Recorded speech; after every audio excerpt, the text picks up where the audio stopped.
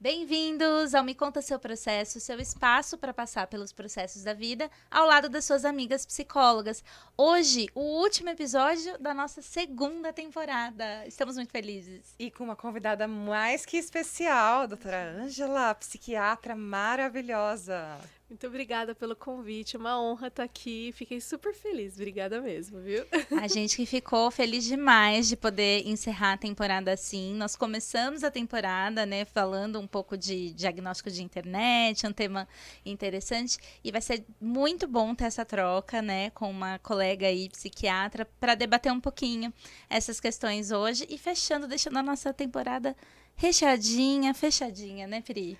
Sim, acho que a gente foi construindo essa temporada, né? Foi a nossa segunda temporada. Que legal. A gente foi construindo, pensando, né, nos principais temas que acometem os nossos pacientes. Porque acho que a primeira temporada a gente trouxe algo mais, temas relacionados com a vida, né? Assim, as questões que a gente fala sobre alimentação, sobre exercício físico, sobre maternidade e tudo mais.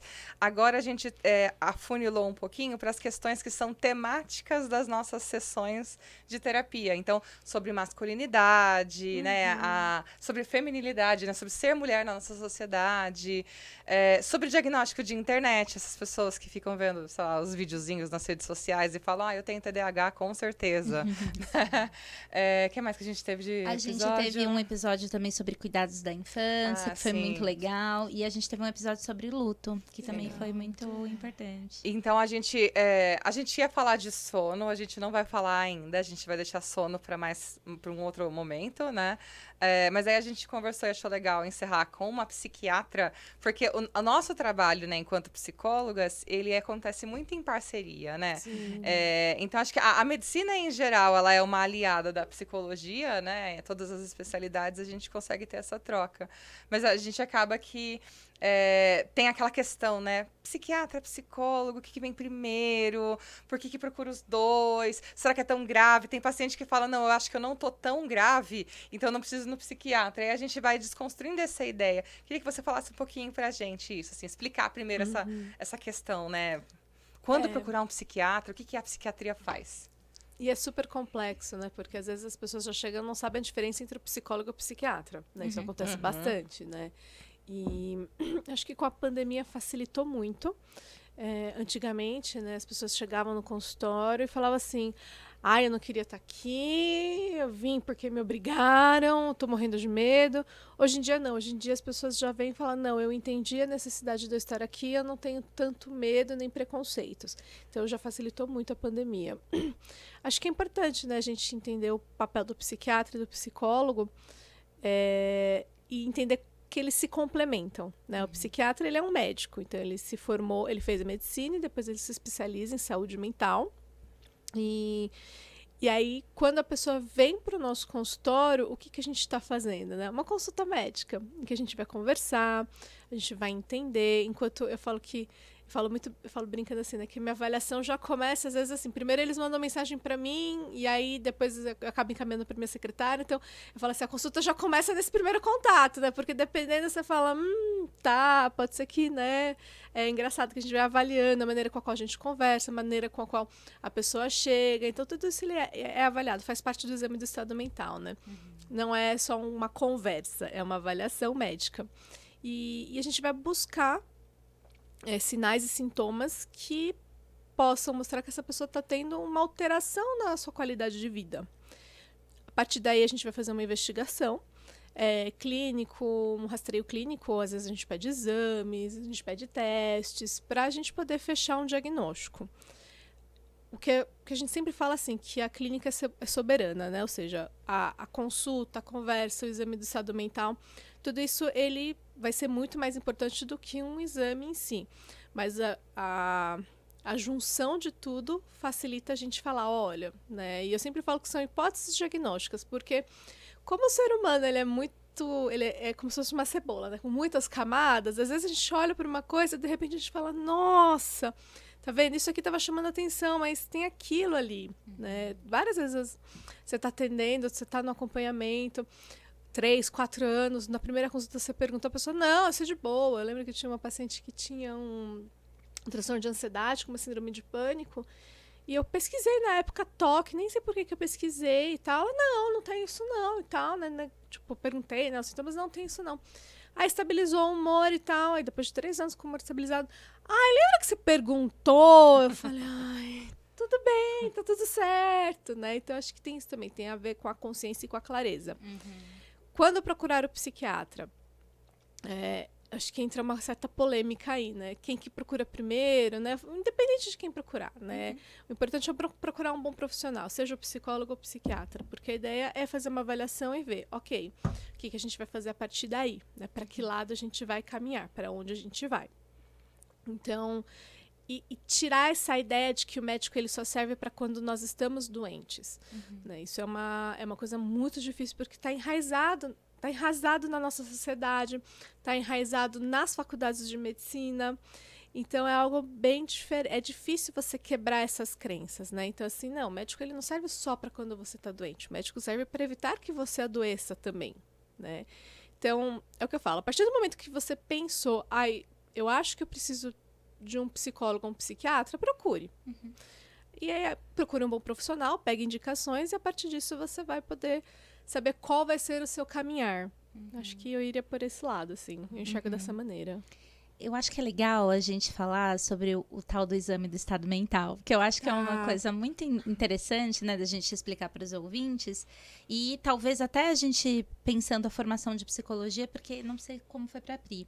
Na graduação que eu fiz, a gente não aprofundou muito. Eu fui aprender isso muito tempo depois, em pós-graduações e tal, a importância, né, do exame do estado mental e tudo mais. Eu acho que é legal a gente explicar um pouquinho, assim, o que quando você vai mencionando que a gente vai avaliando desde o primeiro contato, né, ao que a gente presta atenção. Eu acho legal, assim, o exame do estado mental é como se fosse o exame físico que quando você tá doente, às vezes você vai no pronto-socorro, a pessoa vai lá e ausculta o teu pulmão para ver se seu pulmão tá funcionando, tá batendo, tá respirando, tá fazendo troca, não que a gente vai enxergar, mas a gente escuta se tem alguma lesão, alguma coisa, né? Então a pessoa chega, o que a gente vai avaliar? Comportamento, a gente vai avaliar humor, como que essa pessoa pensa, como que é esse pensamento. Ele é organizado, ele é desorganizado, ele é rápido, ele está lentificado. O conteúdo do que existe nesse pensamento, as crenças, os comportamentos, a maneira com a qual a pessoa anda, se ela faz contato visual, se ela não faz. São várias, eu falo brincando, são várias caixinhas que a gente vai avaliando, né? Nível de consciência, porque às vezes as pessoas acham que está deprimida, mas na verdade ela pode estar com alguma outra doença. Por exemplo, até mesmo uma anemia muito profunda, né? Uma desnutrição. E aí as pessoas falam, não, tá deprimido. Aí você vai ver, a pessoa tá meio sonolenta. Você fala assim, não, peraí, né? Eu acho que isso não é depressão, né? Essa sonolência tá com uma cara de algo físico, de algo orgânico. Então, tudo isso é visto. Então, são várias nuances que a gente observa. Eu trabalhei em hospital, né? Fui psicóloga hospitalar. Foi meu primeiro contato com a psicologia depois de formada, né? Então, acompanhava muito esse trabalho, equipe multi, né? O olhar de todo mundo, né? Porque acho que na graduação, né? A gente fica muito no nosso mundinho, né? Acho que todos os cursos são assim, né? Cada curso fica no seu mundinho. A gente tem poucos momentos de troca com outros estudantes de outros cursos, né? A não ser no meio social, mas eu acho que a faculdade em si, acho que talvez não caiba, não sei, ou caberia, mas não tem esses momentos de troca que eu acho que seria importante para os estudantes, e a gente vai ter isso só depois, né? Mas era muito comum, assim, acho que até hoje ainda é comum no consultório, talvez para você também seja, aquela questão, assim, de o paciente querer treinar com você o que ele vai falar para o psiquiatra, né? E assim, não, eu preciso contar. E as queixas, né? Não, eu tentei contar que eu caí com 5 anos, e aí a psiquiatra não me ouviu e perguntou de agora. Então, é uma coisa, assim, acho que tem ainda a questão, né, do endeusamento do profissional da medicina, né? E a questão da preocupação, né? O que é relevante falar, o que não é relevante falar. Então, eu acho que ainda tem um pouquinho disso, né? E eu acho que até pelo fato de, normalmente, a gente tá num acompanhamento ali com o paciente muito próximo, semanal, né? E aí, às vezes, o paciente vai criando aquela fantasia, como é que vai ser a consulta, né, com o psiquiatra? Será que eu vou ter tempo? Porque eu falei já de tantas coisas para você não pode ligar para ela? Eu sempre explico, eu acho que é possível a gente discutir. Mas você precisa falar de você, né? E ser você. Eu sempre falo, vai, seja você, né? Porque isso já é suficiente pro profissional ir entendendo para onde ele vai andar com a pesquisa, né? E eu acho que é até legal a gente falar um pouco sobre essas trocas, né? Como é que é para você, assim, quando um colega da psicologia encaminha, você prefere ter o relatório, você prefere ler o relatório depois, porque eu sei que daí a gente vai fazendo o nosso estilo de trabalho na clínica, né? Conta um pouco da sua vivência. Eu adoro trabalhar em conjunto, eu acho muito importante. E eu sempre enfatizo assim, a importância do vínculo do psicólogo, porque é diferente do vínculo com o médico, né? Independente, né? Por uma questão de proximidade, você tá lá toda semana. Eu falo assim, às vezes eu falo brincando que às vezes a gente fica com a parte mais fácil. E é importante, sim, né? A gente fazer a troca. E eu falo, as pessoas falam, o que você prefere? Eu falei assim, o que você se sentir mais confortável, né? Porque tem alguns psicólogos que preferem encaminhar antes, tem psicólogo que prefere falar antes, tem psicólogo que prefere explicar depois. Mas a troca, ela sempre existe, né? Independente se ela foi antes ou depois da consulta. Alguns quadros, né, alguns casos, né, os próprios pacientes já pedem para o psicólogo, entre em contato com ela, por favor, envie o relatório, né? Então, eu gosto muito dessa coisa do sentir, do deixar livre. Porque, às vezes, eu sei que no começo é um pouco... Ainda existe essa ideia do não trabalhar em equipe, né? São poucos profissionais que fazem isso, eu sei que tanto que quem me permitiu fazer isso foi a psiquiatria, né? A psiquiatria me permitiu falar, não, vamos trabalhar em conjunto, vamos fazer isso, vamos fazer aquilo, né?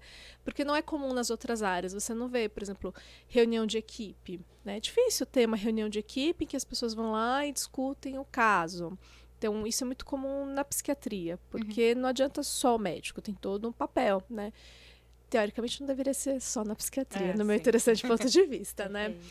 Então, é muito importante a gente fazer essa troca. E escutar o profissional que está lá toda semana. Eu sempre levo muito em consideração isso. Porque... E é engraçado, né? Porque às vezes esquece mesmo o que precisava falar. O que é importante. Ou não me fala porque tem medo. Vai me dar remédio, vai me dar muito remédio, vai aumentar minha medicação. Eu escuto muito isso, né?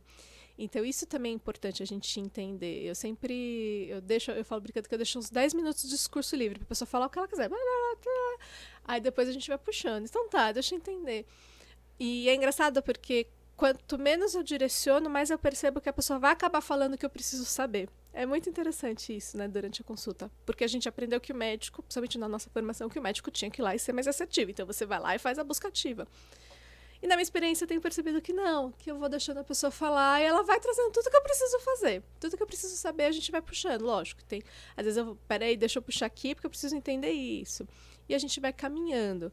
Mas realmente é uma consulta, assim, de certa maneira, é curta, né, para uma vivência. Né? E se a gente for parar para pensar, mesmo que seja uma vez ao mês, é pouco tempo, né? Mas é um olhar diferenciado. Acho que isso que é importante. A gente treinou para conseguir fazer essa avaliação. Né? A gente estudou para conseguir fazer isso. Acho que isso é importante também. E como você chegou na psiquiatria? Como que surgiu essa ideia de fazer a residência em psiquiatria? Ou até como você chegou na medicina? Conta um pouquinho do seu processo pra gente. É uma loucura, na verdade, né? A minha família, a gente é de médicos, né? A gente fala brincando, faço parte da terceira geração de médicas da família. Então, eu sempre falei, não, vou fazer medicina, sempre quis fazer isso. Nunca me questionei muito. Foi um processo bem, assim, complexo. Né? No meio da faculdade, eu falei, eu não vou mais ser médica, eu não dou conta, eu vou matar alguém. Eu falei assim, não vou mais ser médica, não quero isso pra minha vida. Foi bem intenso. Eu lembro que meus pais se descabelaram, porque eu falei assim, vou fazer... Eu lembro que eu nem lembro o que eu ia falar, que eu ia fazer. Eu falei, acho que eu vou fazer arqueologia. Super sabe, assim, super fora, né?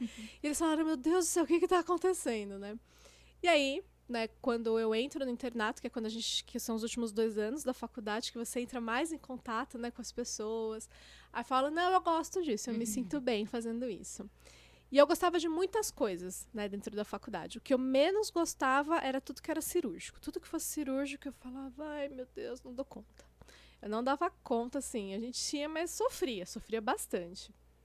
Aí eu me formei e eu falei, agora, né, o que eu vou fazer da minha vida?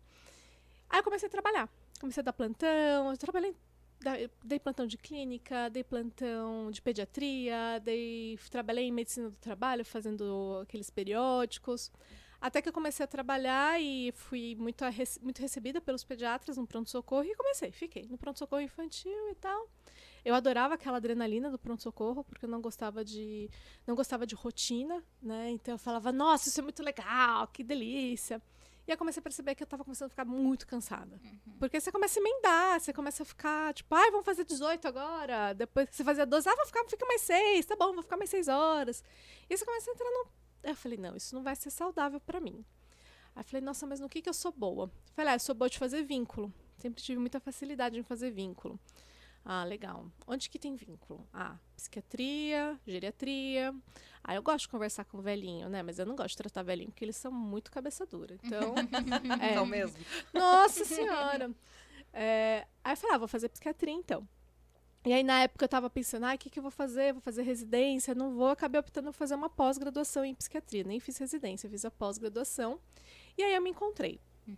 Trabalhei também em pronto-socorro psiquiátrico. Foi uma loucura, assim...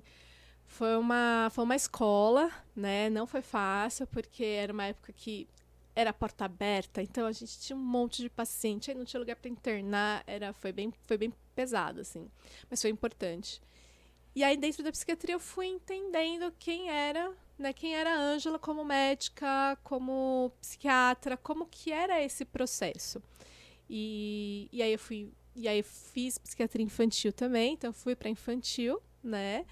E agora estamos aí. Ano que vem começa a medicina do estilo de vida, que é uma coisa que eu gosto muito também, que eu acho muito importante.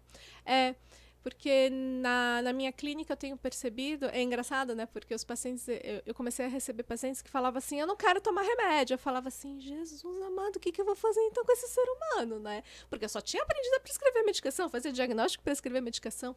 Eu falava, Deus do céu, e agora? Comecei a estudar. Comecei a estudar fitoterapia, óleo essencial. Então eu tenho uma demanda de pacientes que é um pouco diferenciada da grande maioria da clínica, né, dos meus amigos, dos meus colegas. Então tem gente que fala, eu não quero tomar remédio. Eu falei, tá bom, então vamos fazer o que a gente consegue fazer, né? O que é possível. Lógico que sempre pesando, né? Não, olha, não vai dar, né? Você tá com um prejuízo muito grande, algo assim muito grave como uma ideação suicida. Eu falo, não, a gente vai precisar fazer uma contenção química até você melhorar e a gente vai trabalhando as outras partes, né? Então tem tudo isso. E aí falei, vamos agregar mais, né? Então foi aí que eu cheguei nesse caminho. Eu acho que esse caminho do estilo de vida, ele é inevitável nas áreas da saúde, né? Eu acho que tá todo mundo caminhando um pouco para aí, porque é o que a gente tá entendendo que faz a diferença, né? Principalmente naquilo que você falou, da gente não procurar os serviços de saúde só quando já tem um adoecimento instalado, né? Mas principalmente para a gente prevenir, promover saúde também. Então, que legal, que interessante, né? O caminho que você foi trilhando, né? Sim. E aí, falando disso, né? Que você falou das pessoas que chegam falando que não querem tomar remédio. Acho que é legal a gente falar um pouco do tabu da medicação psiquiátrica. Que vicia. Que é pra sempre. Que é pra sempre. Que significa que eu falhei muito como pessoa na vida. Que Vamos vai conversar engordar, um pouco. vai diminuir a libido, vai dar insônia ou sonolência. É muito complexo, Sim. né? E é interessante, né? Porque a gente precisa entender o que a medicação faz, né? De uma maneira bem simples, tá? Bem assim, bem simples mesmo, nada assim muito... Ela vai lá e se liga no receptor que a gente tem no cérebro. Então, ela vai lá e funciona como se fosse uma própria substância que a gente produz. E aí, isso aumenta o que a gente chama de neurotransmissor, que é o que estabiliza o nosso humor, né? A nossa conversa cerebral. Então, é praticamente isso que a medicação faz, né? Tem muita coisa, né? Por onde eu vou começar? Acho que o primeiro tabu, né? Que a primeira coisa que as pessoas veem, assim... Você vai me deixar babando? Eu já escutei muito isso. Eu falei, não vou te deixar babando, porque eu não gosto de deixar ninguém babando, né? Eu escuto muito isso, né? Eu vou virar um zumbi? Não, você não vai virar um zumbi. Você vai virar um zumbi se a gente exagerar, se a gente não te escutar, se eu não conseguir entender o que está acontecendo com você, aí pode ser que a gente erre mesmo. E às vezes também, né, acho que liga-se muito, né, aos filmes que as pessoas veem, né, de filmes psiquiátricos, que são aquelas pessoas que estão adormecidas, entorpecidas. Então, assim, existe isso? Eu não vou falar que não existe. Às vezes o quadro é tão grave que às vezes a gente precisa, sim, entrar com uma medicação numa dose super alta e depois a gente vai trabalhando todo o resto, né? Então, assim, o importante é sempre ter um planejamento. Qual que é o planejamento? Na nossa cabeça é isso. Na minha cabeça, principalmente, assim. Se eu entrei com uma medicação, o que eu estou buscando com ela? Qual que é o planejamento terapêutico para aquela pessoa, para aquele momento? E eu acho que isso é importante a gente mostrar para o paciente. Olha, tem um raciocínio, tem uma metodologia por trás disso. A gente vai começar com isso, mas assim que você estiver melhor, a gente vai começar a fazer outras coisas. E essa ideia, porque se você ensina o teu corpo a ser saudável, você não vai precisar do remédio pro resto da vida. Alguns casos vão precisar, alguns casos sim, mas será que são todos? Eu não sei. Né? Mas é um tratamento longo, né? Porque é difícil, porque, por exemplo, vamos supor, uma pessoa de 30 anos que chega no consultório e você fala assim, olha, a gente vai reescrever a história da sua vida. Porque isso é um resumo do que aconteceu com você, do seu meio ambiente, da maneira com a qual você vive, da sua história, das suas crenças, do seu comportamento. Então é super complicado, né? A gente não vai resolver isso em um mês. Não tem como, né? Infelizmente, acho que eu nunca peguei um caso que, em um mês a gente resolvia. Não. Mas, então, acho que isso é importante, né? O remédio vicia. Existem algumas substâncias que elas têm o potencial de viciar. Mas, assim, é a mesma coisa assim, todo mundo que bebe é alcoólatra? Não, né? Então, não é porque você vai estar tomando um remédio que tem potencial de viciar que você vai virar dependente dessa medicação. Né? Então, acho que isso é importante a gente falar. E às vezes a pessoa fala, mas eu estava bem, precisei de uma dose maior, porque eu me desestabilizei, então eu viciei. Não, você não viciou. O seu momento tá pedindo, porque o teu corpo não tá conseguindo produzir o que precisa. Então, vamos olhar para isso. O que não tá legal? O que tá desorganizado? O que a gente precisa melhorar? Então, acho que isso é muito importante também, né? O que mais a gente falou? Os efeitos colaterais. Os efeitos colaterais. A grande maioria das pessoas, na verdade, elas não sentem efeitos colaterais, tá? É muito mais comum não sentir efeitos colaterais do que sentir efeitos colaterais. É muito mais comum a pessoa lá pelo 20º, 30º dia falar assim, pô, tô tomando esse remédio, não tô sentindo mudança nenhuma, parece que eu tô tomando água. Isso é muito mais comum, né?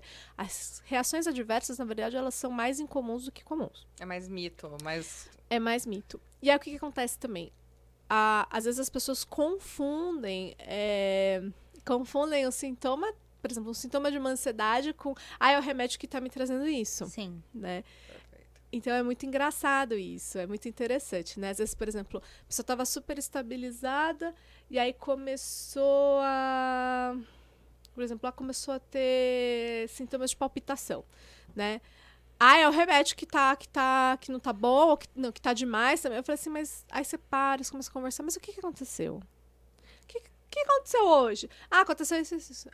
Tá. Então, será que é o remédio mesmo? Vamos entender, né? Então, acho que isso é muito importante, né?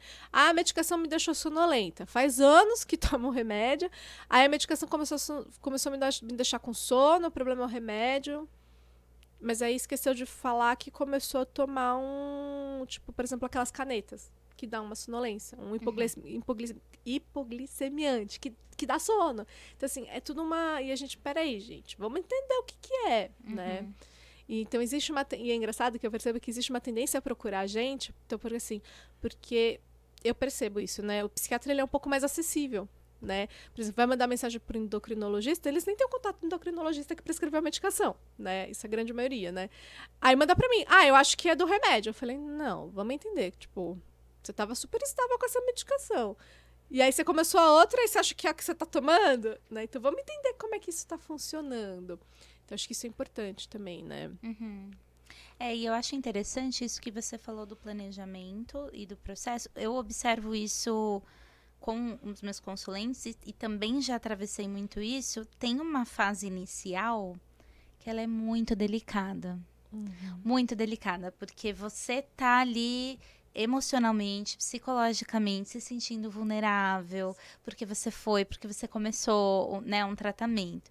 E também a medicação, ela tem um período ali para o seu corpo também metabolizar, organizar as coisas.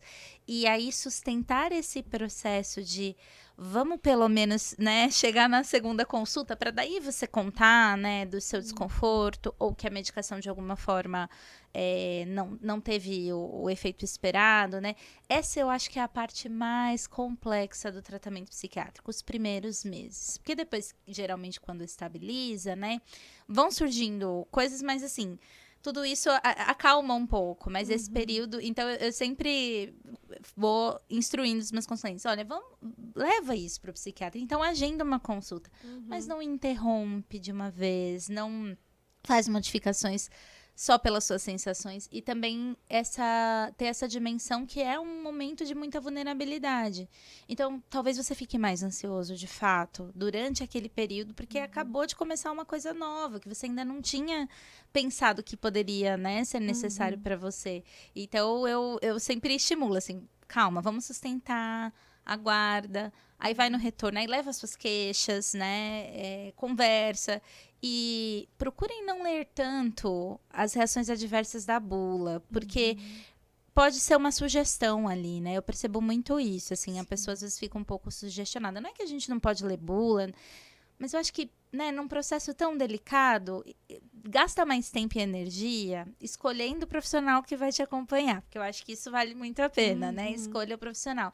Mas a partir dali, deixa ele direcionar, né? Embora, claro, como você falou, a clínica é soberana e eu acho que a pessoa também é absoluta no que ela está sentindo. Se para ela aquilo de alguma forma está fazendo mal, eu tive uma experiência muito ruim. Acho que eu tive muitos traumas na psiquiatria.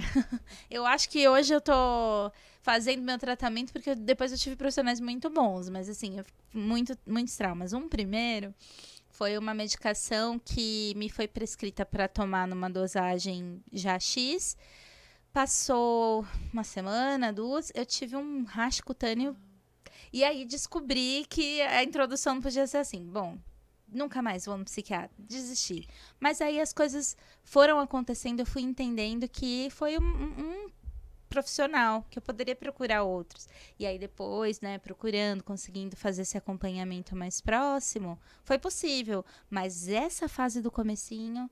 Segura na mão aí do seu médico, do seu psicólogo, resiste um pouco porque ela passa, né? E aí a tendência depois é a rodinha girar, né? Pelo menos eu percebo muito isso na clínica, que esse momento é o momento de atenção, de cuidado do processo, assim, mais difícil, depois fica mais fácil. E aí eu acho que aí tem os dois grupos, Sim. né? Tem o grupo de pessoas que tomou o remédio hoje e amanhã não deu efeito, então não funciona. E abandona, né? E abandona, não tá fazendo efeito. Mas você tá tomando há quanto tempo, né? Há 3 dias. E eu não tô sentindo nada, não mudou nada, não vou mais, né? E aí tem uma outra coisa também que eu vejo. A pessoa tá acostumada com uma série de sintomas. E ela, quando ela recebe um diagnóstico, né? Ou ela tá em investigação, né? Tem algo errado com você... ela começa a reconhecer algumas coisas. Então, por exemplo, quem tem ataque de pânico, né? Tô reconhecendo ataque de pânico e tudo mais. Ou então quem tá numa tristeza extrema relacionada a um quadro depressivo. Ou quem tá, sei lá, num quadro de hipomania. A pessoa vai aprendendo a reconhecer isso. Acho que a gente vai ensinando isso e os psiquiatras também. Mas aí, a pessoa, ela fica muitas vezes, né? Tão presa na ideia de sintomas, que ela não pode sentir mais nada de nada, que aí é um sinal de algo. Eu preciso marcar de novo consulta com a doutora Ângela, porque eu tô tendo ataque de pânico direto. Ataque de pânico que você tá tendo? É crise de ansiedade. É diferente. Crise de ansiedade. Mas não existe crise de ansiedade, é só ataque de pânico. E aí a pessoa vai me relatar e ela tá dizendo um quadro de ansiedade normal. Fiquei ansioso, não dormi à noite, porque eu vou ter uma prova amanhã na faculdade, então eu tenho que aumentar a dosagem. Mas espera lá, você tem o direito de sentir ansiedade porque você tem uma prova, né? Ou então eu fiquei muito eufórico, acho que eu tô em mania. Mas espera lá, como assim? Que mania é essa? Não, eu fiquei muito entusiasmado porque eu vou receber uma promoção no trabalho. Então, quer dizer que o medicamento não tá mais fazendo efeito. Então, acho que é legal a pessoa entender que nós somos humanos, né? a gente vai continuar sentindo coisas, né? Não é porque a gente está em tratamento que vai se arrancar a ansiedade, arrancar a tristeza. Eu até falo para os alunos e para os pacientes, se eu não me drogo para eu sentir emoções, né? Então a gente foi feito para sentir emoções. O meu cérebro foi feito para produzir tristeza, raiva, alegria e tudo mais. Então o medicamento ele vai atuar nessa conexão dos neurotransmissores e na produção de neurotransmissores, mas a gente tem os de base, né? A gente tem essas emoções todas, né? Então, como que é isso pra você? Esse manejo, né? De, eu tô muito alegre, então tem algo de errado. Então, fiquei triste porque, sei lá, meu cachorro morreu, então quer dizer que eu piorei. Sim. E é engraçado, né? Porque né, uma coisa assim que eu sempre levo em conta, né? Que a Fabiola falou, né? Não, eu sinto, tô sentindo, né? Então, se eu tô sentindo e eu tô achando que é que nem do efeito colateral, né? Eu sinto isso e pra mim é um efeito colateral, vamos entender. Você tá sentindo. Eu não tô falando que você não tem que sentir, não tô falando que você não deveria. Normalmente a gente não espera que sinta, então vamos escutar, né? E é muito interessante isso, né? Porque existe também o medo de recair, né? Então, eu tenho uma paciente assim que ela teve uma depressão, foi uma depressão bem grave, sempre fazia tratamento, chegou, acho que já tem uns 5 anos que ela já tá comigo. E agora ela tá super linda, maravilhosa, estável. E aí quando ela fica triste, ela acha que é um episódio depressivo, porque ela tem medo de voltar ao que era antes. E aí eu falo, não, calma, vamos entender.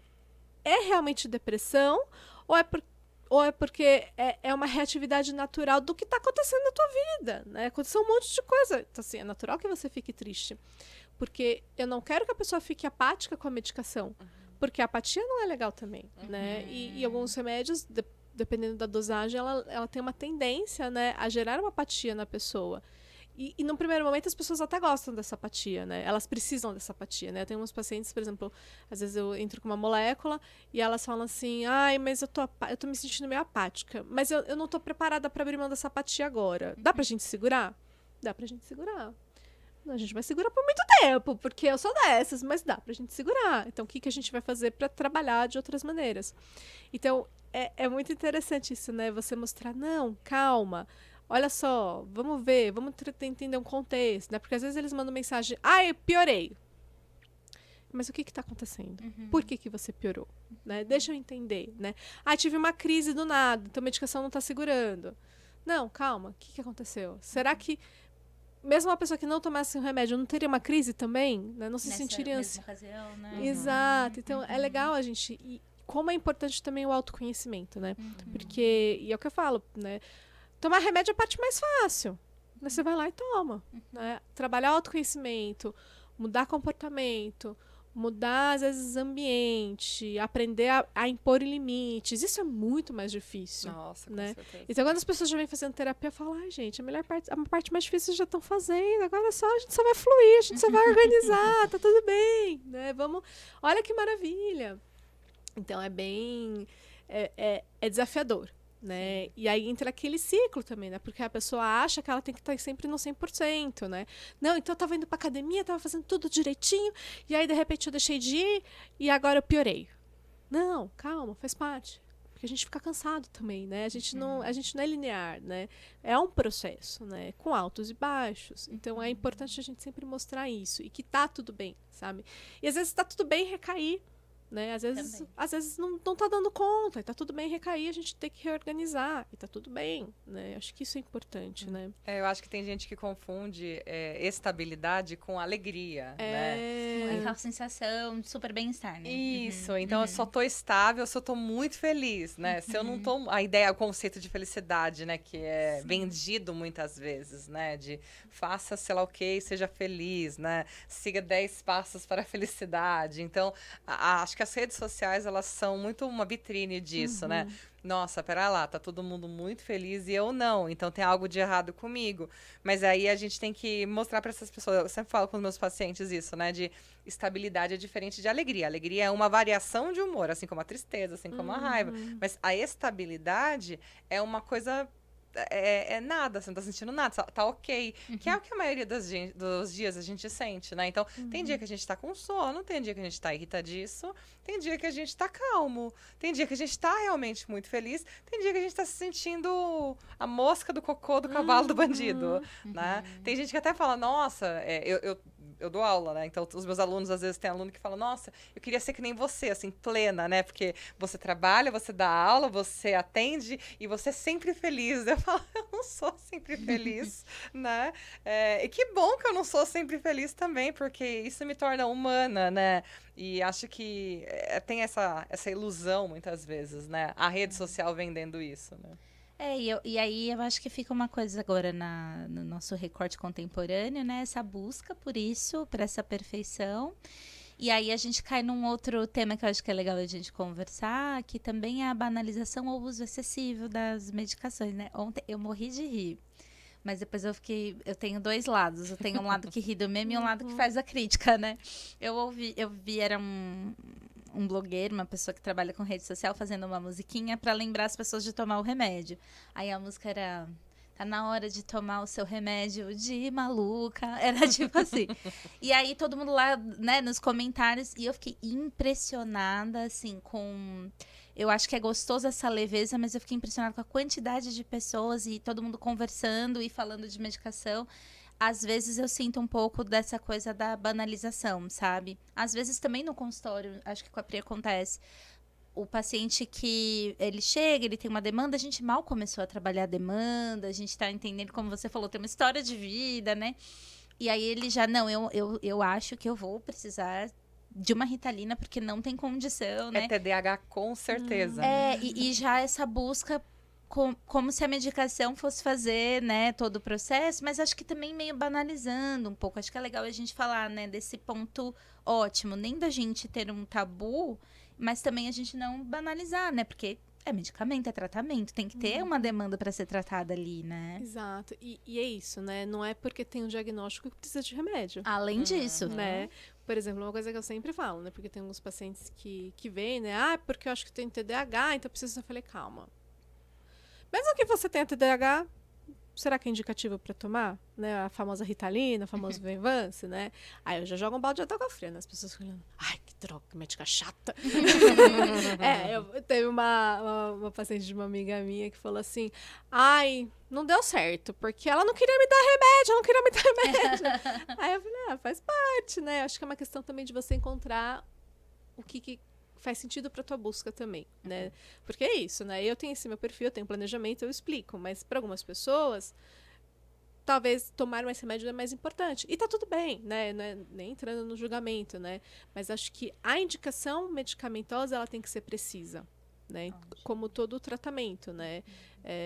Por exemplo, terapia, eu já acho que não. Acho que todo mundo tinha que fazer terapia, entendeu? Eu parto desse pressuposto. Eu falo brincando, nossa, se um dia engravidar, meu filho vai fazer terapia intraútero. Nem sei como é que vai ser isso, mas vai fazer, entendeu? Adorei. Vamos lá com ultrassom, fale mais sobre isso, bebê. Eu vou jogar na psicóloga, ela pensa, não é pra mim, não, é pra mim. Eu tava brincando.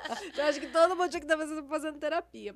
Agora, a indicação medicamentosa, ela tem que ser precisa, né? Então, não é porque você tem um diagnóstico que você precisa de remédio. Não é porque, né, existe um sofrimento que você precisa da medicação. Então, acho que isso é sempre importante. Por isso que a gente sempre avalia. Né? Por isso que eu penso muito antes de eu entrar com um remédio. E eu acho importante a gente tirar essa coisa, né, que nem a Pri falou, né, do endeusamento. Não, sabe? Vamos horizontalizar o tratamento, né? Olha, dada essa hipótese diagnóstica, algumas escolas sugerem isso, outras escolas sugerem aquilo, e aí, o que a gente vai fazer? O que você sente que vai ser mais leve para você fazer? Vamos tentar? Não vamos? Né? Porque é isso, você está buscando o meu conhecimento, você não está buscando... Porque a palavra final não é minha, nunca é minha, né? É o princípio da prática baseada em evidências, né? Exato, né? Então é isso, né? A palavra final é de quem vai fazer o tratamento. Não adianta nada eu falar, você precisa fazer isso, isso, isso, isso e isso. E a pessoa voltar pra mim depois, eu não fiz nada. Por quê? Porque eu não dei conta. Porque era muita coisa, né? Então isso é muito importante, a gente tomar cuidado. Então, tudo tem indicação, né? Todo tratamento tem uma indicação. Então, o remédio, ele também precisa de uma indicação precisa, né? Isso é importante. E acho que até... Te cortando. Acho que até por isso que tem muito charlatão que se sustenta no mercado até, né? Porque... Pegando a ideia da prática baseada em evidências, né? Que é a melhor evidência disponível, a expertise do terapeuta e as preferências do paciente. Tem muita gente que tem, principalmente na psicologia, né? Tem muitas técnicas que são realmente eficazes e vão realmente trazer um efeito de melhora, só que aí se a pessoa não está preocupada com o vínculo terapêutico, mesma coisa psiquiatra. Tem um monte de medicamento legal no mercado que tem efeito de melhora significativo, só que aí não tem vínculo, nem olha para a cara da pessoa, ela vai buscar quem olha na cara dela, né? E aí, às vezes, ela acaba se metendo em furada até, né? Caindo em conversa de charlatão mesmo, né? Mas a pessoa olhou nos olhos, segurou as mãos e falou, o seu problema é meu, agora vamos resolver juntos, né? E acho que é uma falha de alguns profissionais, né? Quando eles se colocam muito nessa postura de vamos separar as coisas, né? Você lá e eu aqui, né? Sim, eu acho que você falou, né, quando você estava decidindo, você pensou no que eu sou boa de vínculo, né? Isso é muito importante, né? Essa segurança, e eu acho que é uma responsabilidade do profissional, porque a gente tem recursos, manejos para favorecer esse vínculo, e é também uma coisa importante para o paciente, o consulente perceber, eu estou vinculado, eu me sinto seguro, né? Eu sinto que eu posso falar o que eu tô sentindo e o que eu tô vivendo. Acho que esse é um bom indicador se você tá considerando, né, se tá legal para você o tratamento ou não. Uma das coisas importantes é pensar sobre isso. Porque na área da saúde mental, eu concordo com você que na medicina como um todo deveria ser assim, mas especialmente na saúde mental, a gente acaba estabelecendo uma relação. É a partir da relação que nós, profissionais, conseguimos também fazer essa leitura, esse planejamento, né? Quando a gente pensa, por exemplo, nessa questão do estilo de vida. A gente tem as recomendações de ouro. Você precisa dormir bem, você precisa fazer sua atividade física, mas, por um outro lado, a gente também precisa do contexto ali, né? E isso você que vai trazer na relação. Então, eu acho que é muito importante essa coisa da relação, né, com os pacientes. Como é que foi para você, estudando e dentro da medicina, numa área que isso, acho que destoa das demais ainda? Como é que é essa parte do vínculo, do contato? É engraçado, né? Porque a gente passa por fases, né? Tem aquela fase que você acha que você tem que estar 100%, meu Deus, senão alguma coisa terrível vai acontecer. A gente passa por essa fase, né? E aí eu falo que é a pior fase, porque... Pior fase porque você se esgota e porque você está tirando a competência do paciente, né? Você não está confiando nele, né? E a partir do momento que você confia nele, não, ele tem condições, né? Ele vai conseguir. E aí isso flui melhor. E é muito importante o vínculo, né? Tanto que às vezes eu já teve pacientes que eu via que o tratamento não estava fluindo, eu falava assim, troca de psiquiatra, sabe? Às vezes eu acho que você não se sente à vontade o suficiente comigo, eu não tenho... Nossa, eu falo que eu sou zero ego, sabe? Nessa parte, porque o importante é a pessoa ficar bem. Então, assim, se não tá fluindo comigo, não tem problema, eu vou encontrar alguém que caiba no teu perfil, né? Então, isso eu acho muito importante, né? Você conseguir olhar para o outro e falar, não, peraí, e ser objetivo também, falar, olha, eu tô sendo contribuição, a gente tá fluindo, a gente não tá fluindo, ou a partir do momento que você fala, a gente não tá fluindo, o que não tá legal, o que eu não tô conseguindo fazer, o que eu não tô conseguindo enxergar, né, ou é alguma coisa do momento do paciente também que ele não consegue fluir, porque isso também acontece, né, às vezes a pessoa não tá preparada para sair do momento, para sair daquilo, né? É um processo, né? Cada um tem o seu momento, cada um tem o seu tempo, né? Então isso é muito importante. Mas o vínculo, ele é muito... Eu sinto que é algo, assim, que é muito caro, porque ele vai fazer toda a diferença do tratamento, né? E é muito engraçado porque eu percebi na psiquiatria, né? Ou talvez, né, por causa do meu jeito... eu viro o médico de referência, né? Então a pessoa fala assim, olha, eu fui no dermato, ele me passou isso, o que você acha? Não sei o que eu acho, mas eu vou estudar, vou dar uma olhada pra ver o que eu posso te orientar, mas assim, não sei. Eu falei assim, você gostou da consulta? Foi, pô, foi ótimo. Eu falei, então tá bom, você quer que eu converse com ele? Às vezes eu converso, né, com os outros profissionais e tal, porque eu acho importante. Então isso é que é legal, né, porque acontece muito isso, né. E eu tinha uma paciente que ela não era de Mogi, a família dela não era de Mogi. Quando eles iam visitar, ela marcava consulta com cada familiar comigo. Eu falava assim, mas não tem demanda. Não, só pra você ver se tá tudo bem, se tá ok. Amei. Eu falei, tá bom, então a gente vê. Médica da família. É mesmo, A médica da família. é engraçado isso, né? Falei, não, então tá bom, a gente faz um rastreio, faz exame, vê se tá tudo certo. E aí, quando tinha alguma coisa, né, que fugia da minha alçada, eu falava, ó, agora vamos procurar outro profissional, porque eu não tenho o que fazer aqui nesse momento, né? Mas é muito engraçado, porque você cria esse vínculo, né? Essa proximidade. E é legal também, né? Às vezes eu tô comendo e encontro, né, um paciente na rua, então é gostoso isso, né? Encontro no supermercado, às vezes eu tô com minha mãe, eu apresento, essa é minha mãe, mas eu não falo, né, que é minha paciente, porque é por questão, né, de sigilo Isso, médico. queridos pacientes, não é que a gente não quer apresentar vocês para as pessoas, a gente não pode. pode. Então a gente faz oi e a gente deixa você falar. Porque Exato, a gente não vai acontece às falar. vezes e aí a pessoa fica, você não vai me apresentar pro seu esposo? E aí você fica, É, é a fulana. E não complementa, porque não podemos. Não podemos, exato, né? É muito importante isso, porque né? vira uma invasão, né? Exato. Porque às vezes a pessoa não tá confortável também em se apresentar assim, né? Sou paciente dela. Então a gente pensa, fulano, legal, bacana, então tá bom. Conheci lá do prédio, tá bom. Né? Mas é isso, né? Então é gostoso isso, né? E às vezes, e a grande maioria, às vezes, acaba falando, eu sou paciente dela, né? Então é legal isso, né? Às vezes tô no supermercado, eu lembro uma vez que eu tava no supermercado também, tava com meu namorado, e a gente tava fazendo compras, encontrei a mãe de um paciente, e aí eu perguntei, e aí, tá tudo bem? Aí ela começou a falar, ele olhou e foi embora, aí eu fiquei lá do céu, eu falei, legal, tá bom, então tá bom. Ele percebeu, ele falou, não, isso não é pra eu ouvir, e ele foi embora, Que entendeu? legal. Eu falei, tá vendo? Já aprendeu, né? Que, isso não é pra ter ouvido, entendeu? Então isso é legal, né? E é bom você saber que a pessoa confia em você a ponto de te procurar e falar, olha, né, não tô legal. Porque às vezes a gente tem consultas, por exemplo, que eu vejo, tipo, a cada 3 meses, 6 meses, dependendo da estabilidade do paciente, né? Então é isso, né? Ele saber que ele pode me procurar, né, antes da consulta é importante também, né?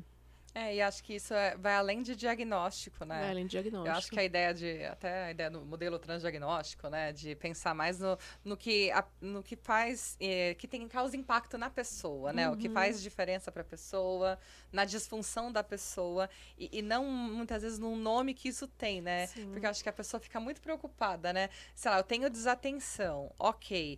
Então é TDAH? Não, pode ser que você não dorme direito, pode ser que você tá burnout no trabalho, estresse, que você acabou um relacionamento. Então tem um monte de coisa que influencia, né? Então acho que essa ideia do modelo transdiagnóstico ela é bacana, justamente por isso, né? Pra pessoa não ficar mais presa na ideia de eu preciso de um rótulo, né? Tem que ter uma caixinha que eu faço parte. E até assusta a ideia de, nossa, mas peraí, eu tenho então mais que um diagnóstico, né? Então eu tenho TOC e TDAH, eu tenho autismo e, sei lá, ansiedade social. Então tem mais coisa, né? Aí a gente vai entendendo que a comorbidade, ela é comum, mais comum, ela é a regra, não a exceção, né? Então acho que o vínculo, né? A pessoa se sentir confortável para trazer pra gente todas essas demandas, né? Ela faz com que a gente tenha uma visão geral da pessoa pra gente enxergar a pessoa e não o diagnóstico, né? Eu acho até que é legal a gente conversar um pouco sobre isso, assim, o seu olhar a respeito do diagnóstico. Acho que pensando nos nossos ouvintes que às vezes imaginam, né? A gente vai na primeira consulta e já sairei de lá com a minha resposta, né? E aí, como é que funciona isso na sua prática? Eu geralmente, a primeira coisa que eu falo, assim, né, quando eu falo, olha, as minhas hipóteses diagnósticas são, né, e eu explico por que é hipótese e não é um diagnóstico, não fecho logo de cara. Porque às vezes aquele recorte está me mostrando isso. Eu não sei como é que vai ser a evolução. Então eu falo, sempre trabalho com hipóteses diagnósticas. E aí eu explico, para que serve? Serve para organizar o pensamento do profissional. Serve para você entender que o que você tem um nome, você não é culpado de nada, né? Porque existe isso, né? Por exemplo, eu sou problemático, eu sou burro, preguiçoso. Nossa, preguiçoso é o que eu mais escuto, né? Eu não sirvo para nada, né? Então, assim, não, calma, tem um nome, né? Tem uma patologia por trás disso. Mas isso não te define, né? Eu falo para eles, isso não te define. O que te define é quem você é. E o que você vai fazer com isso, né? Sim. É o que eu sempre falo. Então, dificilmente alguém sai com um diagnóstico fechado, né? Eu até posso falar, olha, pelo que você me traz, é um transtorno de ansiedade e depressão. Mas isso é uma hipótese. É sempre uma hipótese, porque as coisas podem mudar. Às vezes a pessoa tá deprimidaça, primeiro quadro depressivo, e você acha que... Você fala, nunca teve... Você pesquisa sinais de mania, né? E nunca teve. Aí você entra com antidepressivo, a pessoa vira e é um bipolar. E você fala, meu Deus do céu, entendeu? Acontece. Muito, né? Já tive casos de um paciente que chegou para mim com um diagnóstico de bipolar. Ele já tinha ganhado diagnóstico de bipolar e transtorno de personalidade. Eu comecei a olhar, eu falei assim, eu falei, é um TDAH. E era um TDAH, entendeu? Então, e aí eu falei, meu Deus do céu, esse menino foi medicado.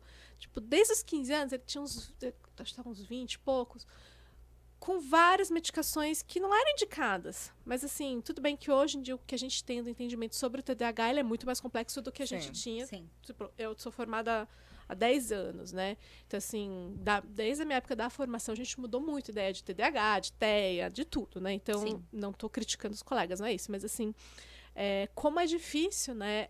Essa coisa do diagnóstico, né? Eu mesma falei assim, nossa, aquele caso que eu fiz, eu acho que eu comi bola, que deveria, acho que era outro diagnóstico. Então, assim, acontece, às vezes a gente, por mais que você seja cuidadosa, criterioso, você vai lá, você pesquisa, às vezes não aparece logo de cara, né? E às vezes as coisas vão mudando, né? Eu tinha um professor que falava assim, paciente não lê livro. Então, assim, não adianta você achar que você vai fazer um checklist dos sintomas deles, porque não vai rolar, não vai acontecer, né? Tem gente que a depressão aparece com irritabilidade, e aí você vai conversar com ela, é uma pessoa que não demonstra o humor depressivo, né? E aí você pensa que é um transtorno disruptivo. Entendeu? Exato. Então você acaba... E aí você fala, não, mas espera aí, né? Então isso é muito importante, né?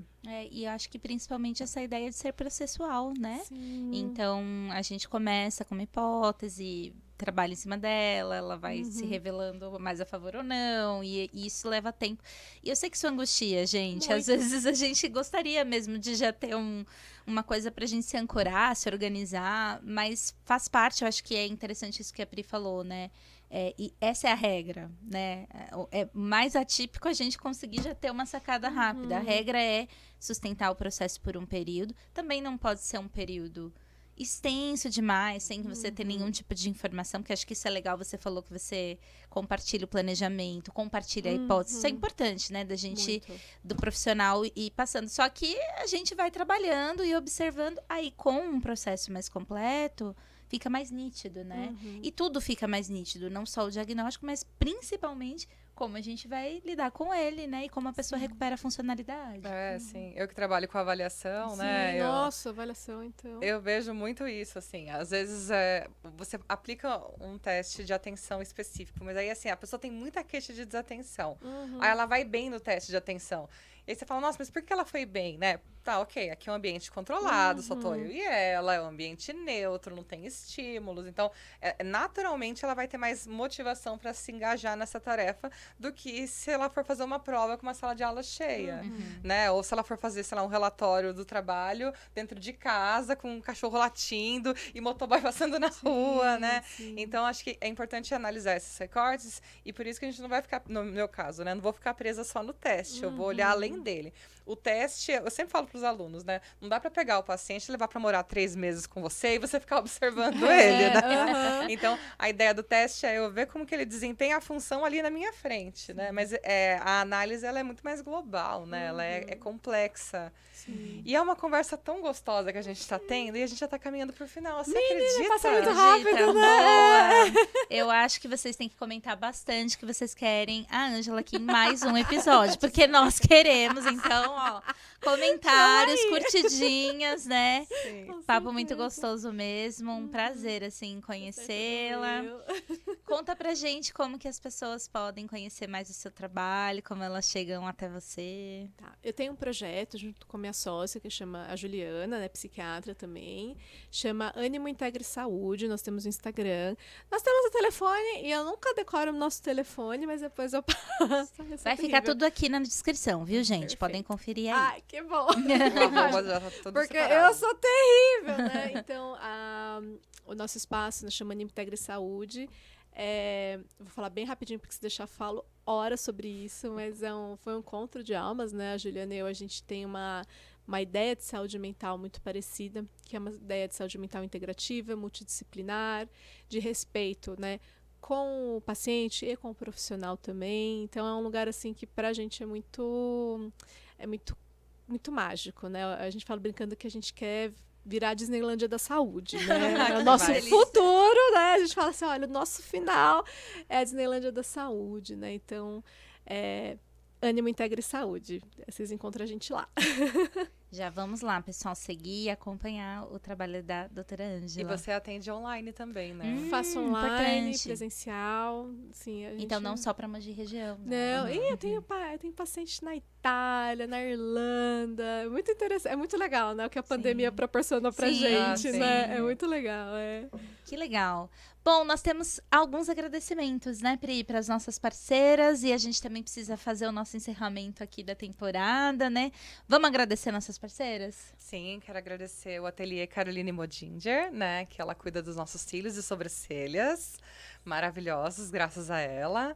Então, beijo, Carol. A equipe da Carol é maravilhosa. Eles têm um momento de autocuidado também, né? É um momento de autocuidado pra gente, né? Então, eles favorecem isso. Não é só ir lá e fazer o design de sobrancelha ou fazer os cílios. Então, tem óleos essenciais, vela aromática, musiquinha. Tem um momento de relaxamento, cappuccino com bolo. Que é muito bom. Ai, que chato. Então, é pra gente ter o nosso momento mesmo, nessa rotina que a gente tem, né? Essa loucurada que a gente tem de trabalho e tudo mais. Então, ter um momento pra gente poder cuidar da nossa beleza, né? E ainda poder relaxar um pouquinho é muito legal. E temos mais agradecimentos. Temos, a gente vai agradecer a Edi, que vocês já conhecem do nosso episódio sobre luto e que é da Jolie Boutique. Vocês repararam como eu e a Priscila estamos elegantes? A Jolie Boutique é a nossa parceira desde o comecinho, a nossa primeira parceira.